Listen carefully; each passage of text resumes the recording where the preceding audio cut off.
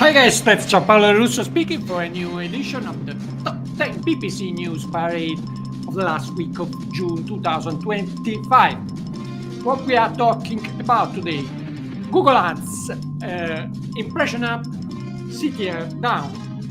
Maybe it's double serving.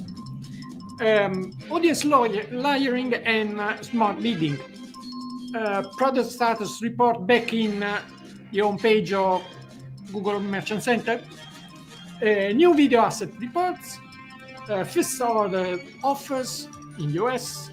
How to replace the combined audiences in video campaigns. First examples of shopping ads in Google Lenses. Meet ads. Watch out suggestions in Advantage Plus sales campaigns. Matchable conversions.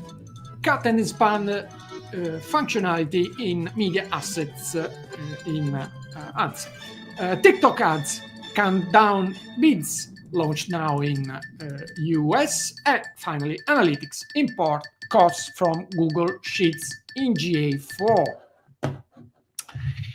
Okay, before starting with the top 10, here is an extra news by Navaha Hopkins, who has alerted us on the fact that Google Ads API had some outage on Thursday, Friday, and but the situation now seems to be okay again. And this is everything working on API has had malfunctions, of course, as for instance, Microsoft Ads imports. So have a look if everything is okay. Thomas Excel, Italian proud, has shared that his custom PPC Chat GPT has reached more than 50,000 chats and a 4.5 review star rating. So I'm happy to praise Thomas Excel for this very, very interesting result on its custom GPT. Dario Zannoni, another Italian proud in the world, has received and shared among the first the fact that now you can import cost data in GA4 from Google Sheets. That's very easy to do, and so this is a very good news for everyone who is working on raw data to calculate the ROI in GA4.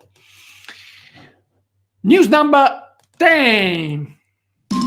Hey, let's start with the top 10.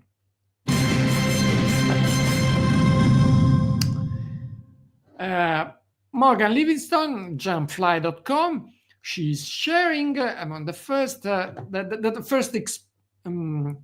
real examples of shopping ads working in Google Lenses. So the visual search engine and how it's matching with shopping ads. Very, very interesting. It was announced some months ago, and now you can see it live at least in USA. News number 9. TikTok launched in USA again what they called countdown bidding, which is a sort of telemarket on live on sellers' lives. So it's for collectibles and pre-owned luxury items, and it's probably arriving to the rest of the world in a few months. That's very, very interesting. News number 8. Jill's asking Gales on learn.jill.ca, and she is explaining how to bypass the fact that we cannot use any longer combined audiences, combined segments in video campaigns. And the best alternatives are custom interest built audiences and custom search terms audiences. So these two audiences are, if you are doing them very well, so very focused, they could be really an interesting alternative. They could be really focused, even if in video campaigns. News number 7. John Lume here is explaining how the cut and expand, crop and expand function in Meta Ads now allows us to adapt our media to all placements in Facebook, Instagram, and now WhatsApp. News number 6. George Zakov on LinkedIn.com again is explaining how the first order promotions are working by now only in the US market, but they of course are coming also to the rest of the world.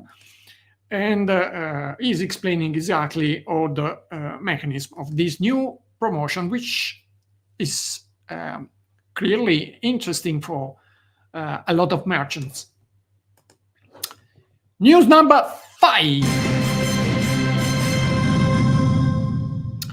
Alexeios Podpruginas, I don't know how the family name is pronounced, on LinkedIn.com, has spotted among the first in the world new reports on video assets in Performance Max, Demand Gen, and video campaigns.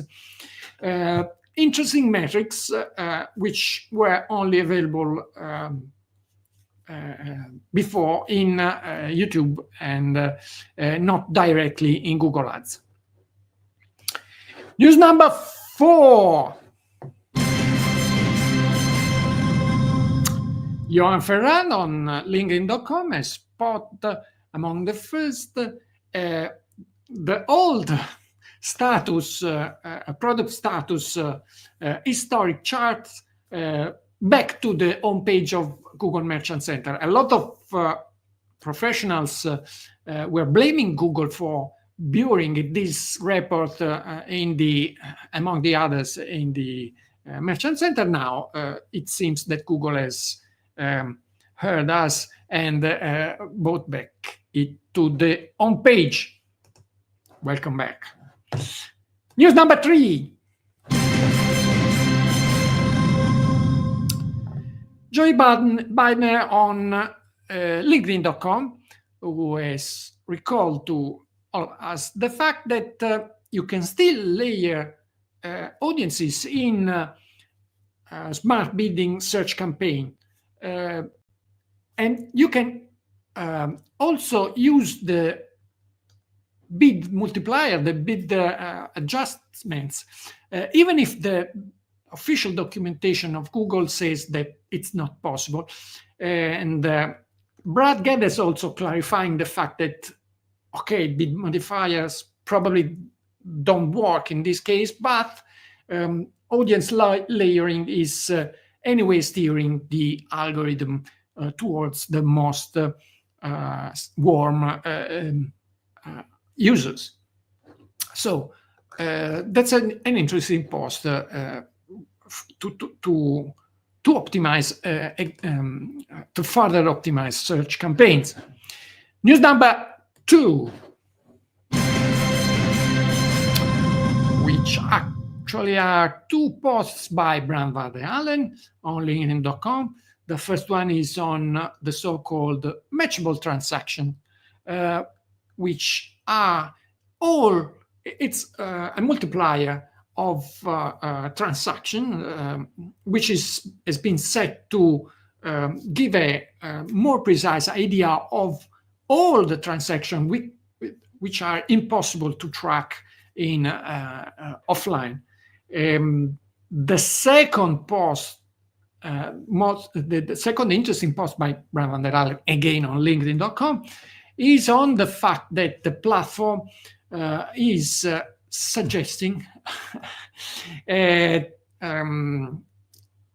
by default the expansion to age, gender, and custom audiences different from the ones we selected. So if you leave this check in, of course you will lose power if your targeting is good, of course. If not, if you don't know how to do it, it's probably better to leave this check down. News number 1.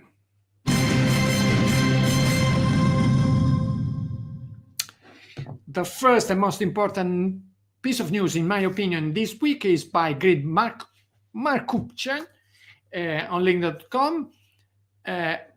He's observed the fact that in a lot of accounts, impressions are going up and click-through rates are going down, which is a very natural dynamic in Google Ads. But in this last 2 months, it seems a little more enhanced, a little more frequent than it was. And he suggests it could be related to double serving, and he has made some estimations on the fact that the bottom slot in the search engine result page is now more used than ever, probably, and so on that slots, of course, CTRs are quite lower, so that could explain the increment of impressions, because the ads may be shown both upside and downside, but could receive the click only in one of these slots. That's it for this edition. If I missed something, please comment. May the ROI be with you, and see you next time. Ciao!